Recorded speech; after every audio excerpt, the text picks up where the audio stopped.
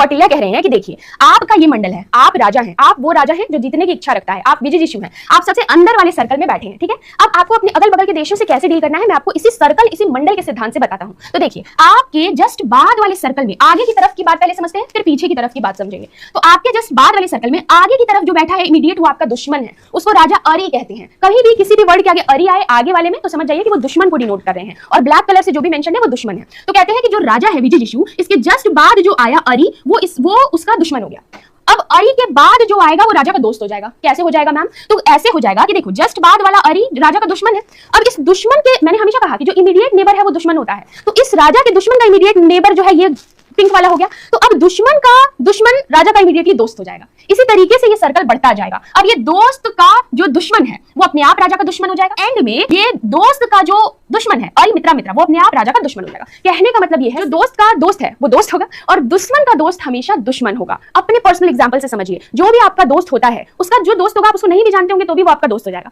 और आपके दुश्मन का कोई दोस्त होगा ना तो वो अपने आप आपका दुश्मन हो जाएगा। ये बेसिक कॉन्सेप्ट है। और दूसरा कॉन्सेप्ट क्या याद रखना है कि इमीडिएट नेबर जो होगा, जो इमीडिएटली जो नेबर में होगा, जो एकदम इंस्टेंट पड़ोसी हमेशा दुश्मन होता है। इसके भी आगे अरि आ जाए, अरि मतलब दुश्मन, अरे ये मेरा दुश्मन है, ऐसे याद कर लो। तो अरि का मतलब दुश्मन, और बाकी मित्रा से तो पता ही लग रहा है कि वो मित्र है। पीछे से जो दुश्मन है सबसे पहला इमीडिएट दुश्मन उसका नाम है परा शनिग्रह, उसके बाद जो है दोस्त उसका नाम है अक्रनदा। तो इस तरीके से नाम बस अलग अलग है। अब इसमें आपको क्या ट्रिक है याद करने के लिए, पीछे से जो परा जिसके आगे आएगा वो दुश्मन हो जाएगा। तो नॉर्मली परा तो अच्छा होता है ना, परा परी फेरी ट्रेल्स वाली बात है तो अच्छा चीज को डिनोट करता होगा, लेकिन कौटिल्य के केस में उल्टा होता है। पीछे वाला जो परा है वो खराब है, वो राजा का दुश्मन है। इस ट्रिक से आप याद कर सकते हैं। तो मैंने कोशिश की है कि पहले कॉन्सेप्ट बताऊं और फिर आपको ट्रिक बताऊं ताकि आपको शब्द भी याद रहे। तो अरि दुश्मन है आगे से, मित्रा दोस्त है, फिर अरि मित्रा फिर से दुश्मन हो गया क्योंकि वो अरि मित्रा है यानी मित्रा का दुश्मन है, मित्र का दुश्मन दुश्मन हो जाएगा। इस कॉन्सेप्ट से आपको पूरा ये मंडला थियरी समझ में आ गया, जिसमें क्या समझाने की कोशिश कर रहे हैं कौटिल्य, ये बताने की कोशिश कर रहे हैं कि भाई राजा सुनो, तुमको मैं मंडल थियरी यानी सर्कल की थियरी से ये समझाता हूं कि कैसे तुम्हारा कौन दोस्त है कौन तुम्हारा दुश्मन है, ताकि तुम समझ पाओ कि किससे तुमको किस तरीके का रिलेशन मेंटेन करके रखना है।